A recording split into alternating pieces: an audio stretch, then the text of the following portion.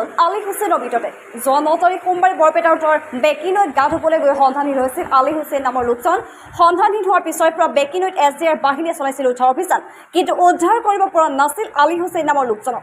আজি স্থানীয় কেইজনমান মানুহে বেকিনৈত গা ধুই থকাৰ সময়তে হঠাৎ এটা মৃতদেহ উটি যোৱা পৰিলক্ষিত কৰি উদ্ধাৰ কৰে আৰু অৱশেষত মৃতদেহটো আলী হুছেইনৰ বুলি চিনাক্ত হয়। মৃতদেহটো উদ্ধাৰ হোৱাৰ পিছতে সৃষ্টি হয় এক শোকাকুল পৰিৱেশ। উল্লেখ্য যে আলী হুছেইন নামৰ যুৱকজনৰ ঘৰ হাউলি হেলেনাৰ পাম গাঁৱত বুলি জানিব পৰা গৈছে। ঈদ উপলক্ষে সপৰিয়ালে বৰপেটাৰ উত্তৰ সৰভোগৰ সীমামূৰীয়া বেকিনৈত পাৰতে শহুৰেকৰ ঘৰলৈ আহিছিল। লোকজন অত্যন্ত গৰমৰ শহুৰেকৰ ঘৰৰ কাষতে থকা বেকিনৈত গা ধুবলৈ যোৱাৰ পিছতে নৈত সন্ধানহীন হৈছিল। লগে লগে ঘটনাস্থলীত SDRFৰ দল বৰপেটা উত্তৰ আৰক্ষী উপস্থিত হৈ লোকজনৰ সন্ধান চলাই যদিও লোকজনৰ কোনো সন্ধান পোৱা নাছিল। অৱশেষত আজি স্থানীয় কেইজনমান ব্যক্তিয়ে বেকিনৈত গা ধুবলৈ গৈ মৃতদেহটো প্ৰত্যক্ষ কৰি উদ্ধাৰ কৰে। ঘটনাস্থলীত বৰপেটা উত্তৰ আৰক্ষী থানাৰ পৰা এটি বৃহৎ আৰক্ষীৰ দল উপস্থিত হৈ মৃতদেহটোৰ মৰণোত্তৰ পৰীক্ষাৰ বাবে বৰপেটাৰ Fakhruddin Ali Ahmed medical college and হস্পিটেললৈ প্ৰেৰণ কৰে।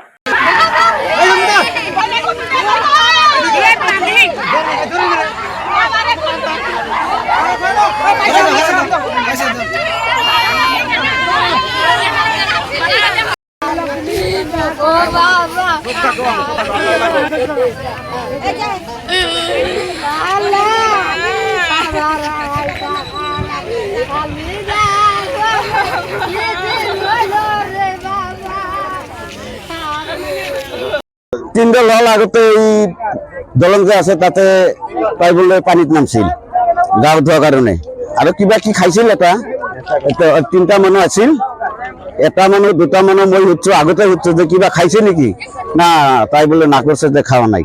তার পিছতে গম পাইছো তাই বলে কিবা খাইছে। তার এটা গামছা লৈছে সি গা ধোৱাৰ কাৰণে এই তাতে গেছিল 1 নম্বৰ 2 নম্বৰ তাতে আহিছিল।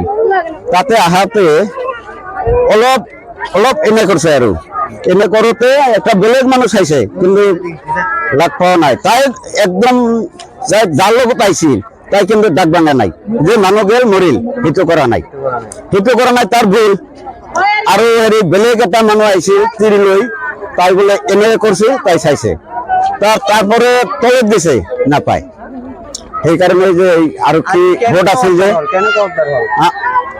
আজিও উদ্ধার হল আর 3-4 দিন তো খোঁজ লাগে না পারলে আজ মানুহটো বলে ভাই আইবা দিছিল। তাই বেলেগ মানুহ বলে গাঁও দিয়ে আছে, তাই বলে লগ পাইছে লগ পাওয়াতে তাই বাসি যাই আছে। তাই 3 মানুষ আছিল, তাতে 2টা চলি আছিল। তাই বলে কৈছে যে এইটো চাচোন কি আহি আছে। তো মানুহটো আহিছে আৰু লগ বাংছে ডাক বাংছে, মানুহটো আগি আহিছে, সেই টানত উঠাইছে লাষ্টটো।